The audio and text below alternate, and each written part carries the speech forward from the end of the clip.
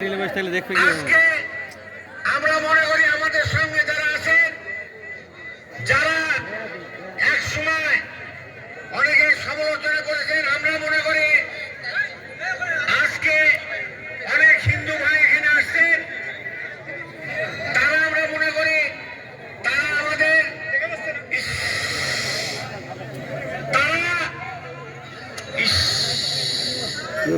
কথাটা বন্ধ করবেন, আমি বন্ধ করে দেব। আপনারা হিন্দু ভাইরা বাংলাদেশ জাতীয়বাদী দলের স্বেচ্ছাসেবক দলের নেতৃবৃন্দ সবার প্রতি সালাম, আসসালামু আলাইকুম। আপনারা জানেন এদেশে 15 বছর এক দল শাসন করেছে, আওয়ামী লীগ। ইতিমধ্যে সন্ত্রাসী কারণে ছাত্রলীগকে বহিষ্কার, অবাঞ্ছিত ঘোষণা করা হয়েছে। আমরা আজকে পুলিশিং কমিটির কাছে দাবি করছি যে ছাত্রলীগ যদি কোনো জায়গায় থাকে বাউসি ইউনিয়নের, ওদেরকে পুলিশের হাতে ধরিয়ে দেন এবং পুলিশ যেহেতু একটা রাষ্ট্রীয়ভাবে তাদেরকে অবৈধ ঘোষণা করা হয়েছে, অতএব তাদেরকে সন্ত্রাস দমন আইনে তাদেরকে চালান দেন।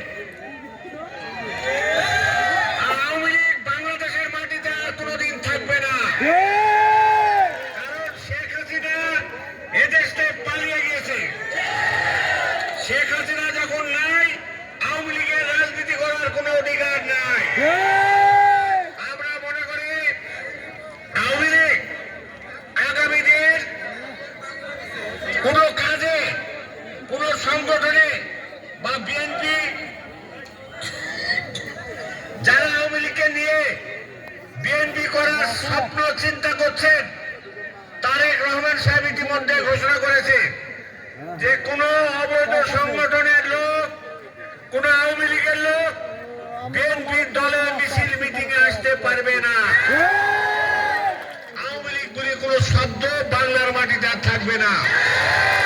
আমরা দেখেছি 1971 সালে শেখ মুজিব পাকিস্তানের হানাদার বাহিনীর কাছে সেদিনকে সারেন্ডার করেছিল 24 তারিখে রাত্রে।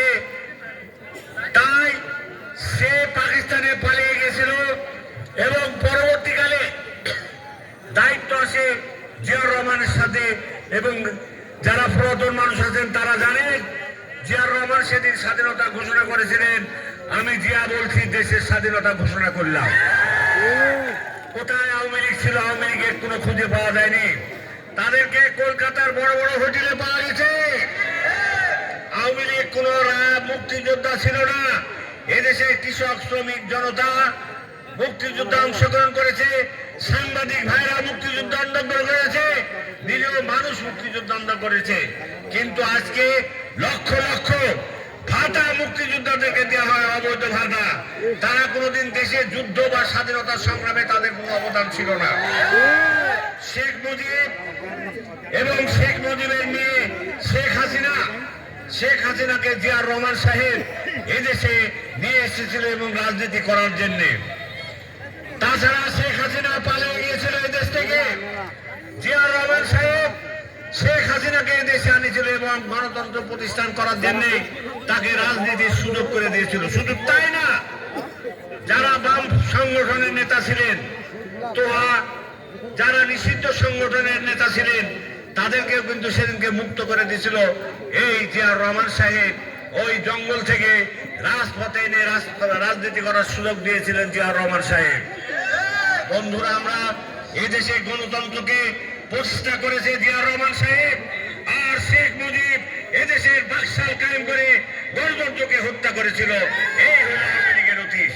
আজকে আওয়ামী লীগ বড় বড় কথা বলেন, কোথায় শেখ হাসিনা? তো তুমি আজকে ভারতে কথা বলো, বাংলার মাটিতে আসো, তোমার জন্য 18 কোটি মানুষ অপেক্ষা করছে। তোমার বিচার হবে।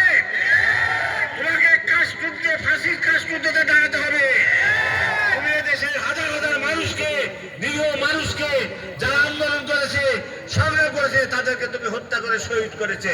অতএব তোমার ক্ষমা নাই, তোমাকে ফাঁসির কাস্টে দাঁড়াতে হবে শেখ হাসিনা। আপনারা মনে করে রাখবেন, আওয়ামী লীগের আর জন্ম হবে না। অতএব যারা ছক্কর বক্করের মধ্যে আছেন, পরিষ্কার ভাবে বলতে চাই, আপনারা এখনো সময় আছে, সুযোগ আছে, আপনারা বিএনপির হাতকে শক্তিশালী করেন।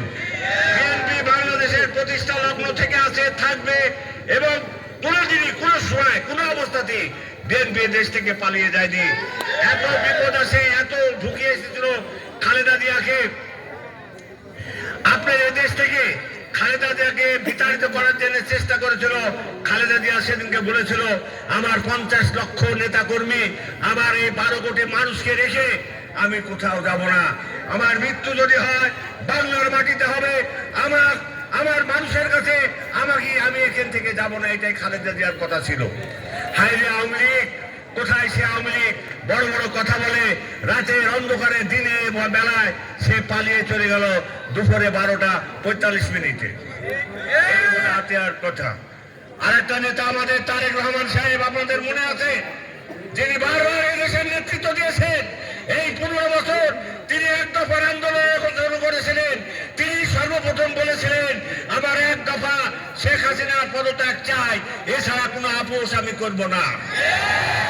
ছাত্র আন্দোলনের সময়ও সে তার দফা ছিল একটাই, বারবার সে বলেছে তারেক রহমান সাহেব যে এক দফা আন্দোলন, শেখ হাসিনার পদত্যাগ করতে হবে, তারপরে আলোচনা আবার যা হয় তাই হবে। আজকে অনেকে কথা বলেন, আন্দোলনের কথা বলেন। 15 বছর আগে তারেক রহমান ঘোষণা দিয়েছিলেন আন্দোলনের এক দফা দাবির। শেখ হাসিনার সাথে বসা যাবে না, আন্দোলনে পদত্যাগ করেন, তারপর বসা যাবে।